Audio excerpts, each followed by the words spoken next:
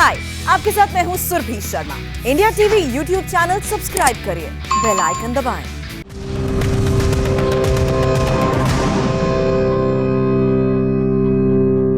मध्य प्रदेश में कोरोना का संक्रमण तेजी से फैलता जा रहा है। ऐसे में सूबे के मुखिया शिवराज सिंह चौहान लगातार कोरोना की मीटिंग कर रहे हैं, वीडियो कॉन्फ्रेंसिंग के माध्यम से कलेक्टर से जुड़ रहे हैं, क्राइसिस मैनेजमेंट कमेटी की बैठक कर रहे हैं। फिर भी व्यस्त समय में से थोड़ा समय निकाला है जो स्वास्थ्य सम्मेलन में इंडिया टीवी के भाग देने के लिए।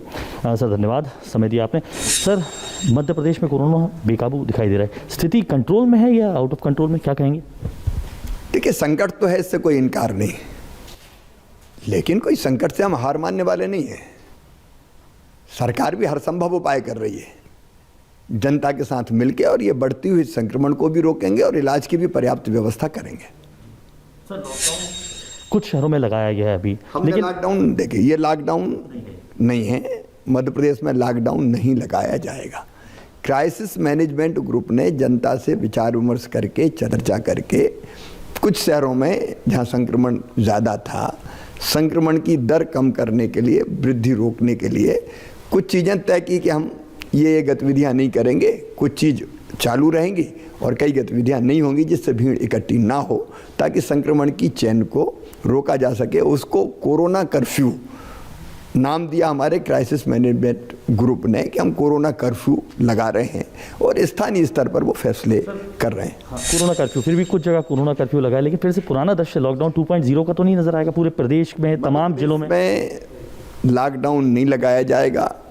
अभी जहाँ कोरोना कर्फ्यू की बात है, वहाँ उद्योग चलेंगे, वहाँ दूध, सब्जी, किराना, आवश्यक व्यवस्थाएं, कई तरह की सुविधाएं, जैसे अन्य राज्यों से आवागमन हो, पेट्रोल पंप हो, बैंक ATM हो, दूध, सब्जी, किराना हो, उद्योगों में मजदूरों का आना जाना हो, परीक्षा केंद्र हो, टीकाकरण के लिए आवागमन हो, बस स्टैंड, रेलवे स्टेशन से आने वाले यात्रियों, एक नहीं कई तरह की चीज़ें वहाँ चालू रहेंगी। लेकिन भीड़ वाली जो गतिविधियाँ थी वो बंद रहेगी। इससे संक्रमण की चैन को तोड़ने में मदद मिलेगी। रेमडेसिविर बेहद ज़रूरी जीवन रक्षक दवाई मानी जाती है। लंबी लंबी लाइनें देखी सर हम लोगों ने, क्या वजह है सर कि पर्याप्त नहीं है या सरकार के पास है, क्या व्यवस्था? कभी ये समस्या नहीं आई, पिछले 2-3 दिन में ये उभर के सामने आई थी। हमने युद्ध स्तर पर प्रयास किए और प्रयास करके सरकार ने अपने स्तर पर कंपनियों से सीधे बात की। मध्य प्रदेश में इंजेक्शन आना तेज़ी से प्रारंभ हो गया है। अभी कल 4000 इंजेक्शन आए, आज 5000 का खेप फिर आई, कल फिर आएंगे। लगातार रोज़ इंजेक्शन आएंगे। प्राइवेट सेक्टर को भी हमने कंपनी से टाई अप करवा दिया, उनके पास भी इंजेक्शन आ रहे हैं। इस इंजेक्शन की कमी नहीं रहने देंगे, पैनिक करने की ज़रूरत नहीं है। पैनिक काफ़ी क्रिएट हुआ, ऑक्सीजन की बेहद कमी देखी जा रही थी, लगातार आपको केंद्र सरकार से भी बात करनी पड़ी, क्या स्थिति है ऑक्सीजन? हमने केंद्र सरकार को मैं धन्यवाद दूंगा, प्रधानमंत्री जी को आभार व्यक्त करूंगा। हमने बताया कि चूँकि ऑक्सीजन बेड पे जो पेशेंट्स हैं उनकी संख्या बढ़ रही है, इसलिए ऑक्सीजन की खपत की ज़रूरत है। मध्य प्रदेश में चूँकि ऑक्सीजन होती नहीं है, हम बाहर ऑक्सीजन पर बाहर वाले राज्यों पर निर्भर करते हैं, लेकिन केंद्र सरकार ने पर्याप्त ऑक्सीजन की आपूर्ति कर दी है। आज की तारीख में ऑक्सीजन की कोई कमी नहीं है।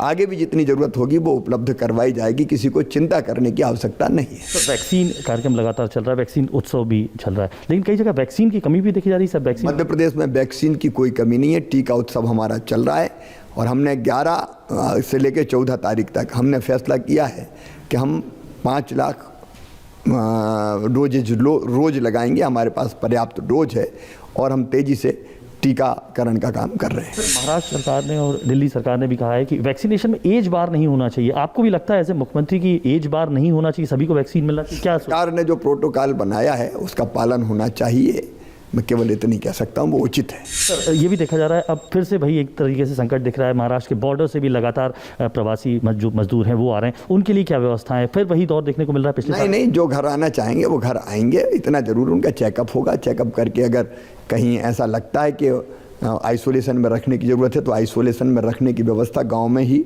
उनको की जाएगी, और अगर संक्रमित निकलते तो उनको उपचार के लिए ले जाएंगे। काफ़ी सवाल है, मौतें बहुत ज़्यादा हो रही हैं इस बार देखा जा रहा है पिछली बार की तुलना में। शमशान घाट में भी सर भीड़ काफ़ी बढ़ रही है, लेकिन आंकड़े उस तरीके से सामने नहीं आ रहे हैं, लोग चिंतित हैं, बेहद परेशान हैं, क्या कहना चाहेंगे एज ए मुख्यमंत्री? मैं केवल इतना कहना चाहता हूँ कि इसमें भ्रम भी है। एक तो शमशान घाट में जो भी लाश या पार्थिव शरीर अंतिम संस्कार के लिए आ रहे हैं, उनका अंतिम संस्कार कोरोना प्रोटोकॉल के तहत हो रहा है। जो कोरोना से पॉजिटिव नहीं है, संदिग्ध भी है, तो हम लोगों ने निर्देश दिए हैं कि प्रोटोकॉल के तहत ही करो, ताकि अगर कोई बाई चांस अगर कोई हो तो दूसरों को संक्रमित ना कर पाए। इसलिए पॉजिटिव का और जो पॉजिटिव नहीं है, संदिग्ध है, उनका भी कोरोना के प्रोटोकॉल के अंतर्गत अंतिम संस्कार किया जा रहा है। एक दूसरे कहीं ये भ्रम पैदा हुआ कि लाश तो इतनी आई, सरकार ने इतनी बताई, तो मैं ये कहना चाहूँगा कि मृत्यु के बाद अंतिम संस्कार तो उसी दिन हो जाता है, लेकिन डेथ ऑडिट करके घोषित करनी पड़ती है। इसलिए सेम डे हम लोग वो मृत्यु घोषित नहीं कर पाते। और कई बार ये लगता है कि आई पार्थिव शरीर या लाश इतनी आई और बताए इतने, वो बात सच नहीं है।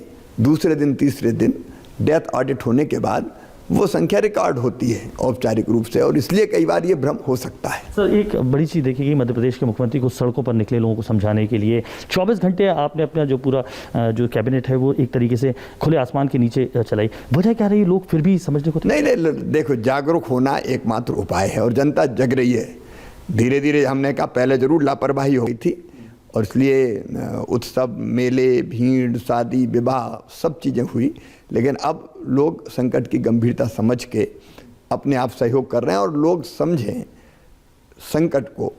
इसी के लिए हमने स्वास्थ्य आग्रह किया था। मध्य प्रदेश के मुख्यमंत्री सर, 8 करोड़ जो प्रदेश की जनता है, इंडिया टीवी के स्वास्थ्य सम्मेलन के माध्यम से क्या संदेश देना चाहेंगे? इंडिया टीवी ने निरंतर कोरोना के संक्रमण को रोकने के लिए जन जागरण अभियान चलाया है।